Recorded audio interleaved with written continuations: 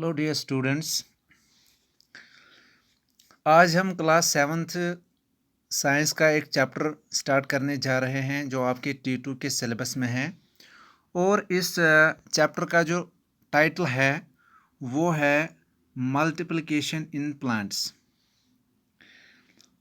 तो इस चैप्टर में बेटा आप किस बारे में पढ़ोगे? तो ये जो चैप्टर है इसमें हम जनरली एक प्रोसेस देखेंगे जिसको हम रिप्रोडक्शन कहते हैं।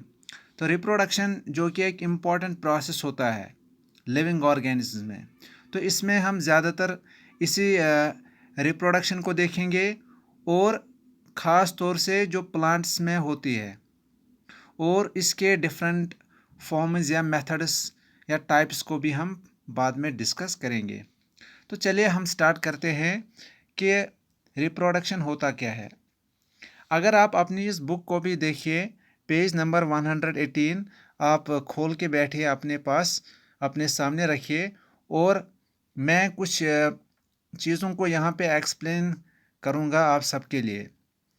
तो पहली लाइन अगर हम ऐसे ही स्टार्ट करें, पहली लाइन से, one feature of living things which makes them different from non-living things is that they can multiply और reproduce।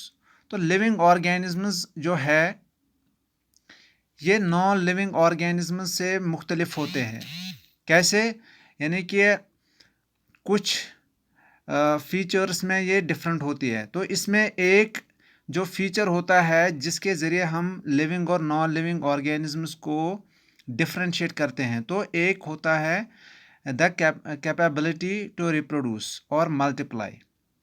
तो ये फीचर हम देखते हैं लिविंग ऑर्गेनिज्म में कि वो अपनी जो जनरेशन है उसको आगे बढ़ाते हैं और नए नए ऑर्गेनिजम्स को जन्म देते हैं।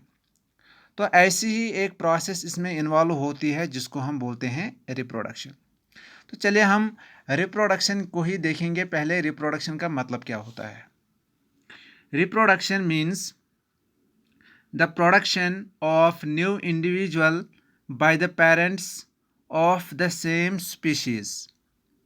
यानी कि जो पेरेंट्स होते हैं, जब वो पेरेंट्स अपने जैसे नए ऑर्गेनिजम्स को जन्म दें या जब एक ऑर्गेनिज्म नए ऑर्गेनिजम्स या ऑफस्प्रिंग्स को बनाता है जिनकी स्पीशीज़ एक ही होती है। अब इसमें एक वर्ड आता है स्पीशीज़।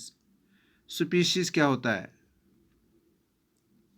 स्पीशीज़ का मतलब होता है ए ग्रुप ऑफ सिमिलर और same kind of individuals living in a particular area. यानी कि और इनमें एक प्रॉपर्टी होती है कि दे इंटरब्रीड विद इन देमसेल्व्स, यानी कि एक ही किस्म के लिविंग ऑर्गेनिजम्स का एक ग्रुप होता है। मैं आपको ऐसे समझाऊंगा। अगर आप जब हम बात करते हैं ह्यूमन बींग्स की, तो ह्यूमन बींग्स जो हैं ये भी एक तरह की स्पीशीज़ है और इनमें जो स्पीशीज़ है उसको हम बोलते हैं साइंस में, इसकी जो स्पीशीज़ होती है उसको बोलते हैं सैपियंस। सैपियंस। तो ह्यूमन बींग्स की जो स्पीशीज़ है इसको हम बोलते हैं सैपियंस। इस सैपियंस में आते हैं दुनिया भर के तमाम इंसान, किसी भी मुल्क में वो रहते हों तो इसमें वो आते हैं। इसी तरीके से अगर हम डॉग्स की बात करें, कुत्तों की बात करें, तो उसमें कुत्ते जो हैं वो अपने जैसे नए बच्चों को जन्म देंगे या जो उनके मेल और फीमेल होते हैं जब वो रिप्रोड्यूस करेंगे तो वो भी अपनी स्पीशीज़ बनाएंगे। तो कुत्तों की स्पीशीज़ अलग है और ह्यूमन बींग्स की अलग है। जब एक ही किस्म के लिविंग ऑर्गेनिजम्स अपने जैसे नए ऑर्गेनिजम्स को जन्म दें तो इस प्रोसेस को हम बोलते हैं reproduction. The process of production of new individuals from their parents. और रिप्रोडक्शन क्या होता है यहाँ पे इसमें और डिटेल में लिखा गया है। Reproduction replaces death. तो रिप्रोडक्शन जो है ये डेथ को रिप्लेस करता है। मान लो कोई इंसान है, वो उसने जन्म लिया था, 40 50 या 60 साल 70 साल ज़िंदा रहा, उसके बाद उसकी डेथ हो गई। अब अगर फर्दर रिप्रोडक्शन ना हो तो क्या होगा? एक वक्त ऐसा आ सकता है कि पूरी स्पीशीज़ जो है ह्यूमन बींग्स की ये ख़त्म हो सकती है इस दुनिया में, लेकिन ऐसा नहीं होता, बल्कि ह्यूमन बींग्स जो मेल और फीमेल होते हैं वो आपस में रिप्रोड्यूस करते हैं और नए नए ऑर्गेनिजम्स को बनाते हैं, न्यू जनरेशन बनाते हैं। तो इससे क्या होता है, इससे जो पॉपुलेशन है वो आगे बढ़ती है। तो reproduction is very essential process because it helps in the continuation of species. तो इससे स्पीशीज क्या होती है, कंटिन्यू।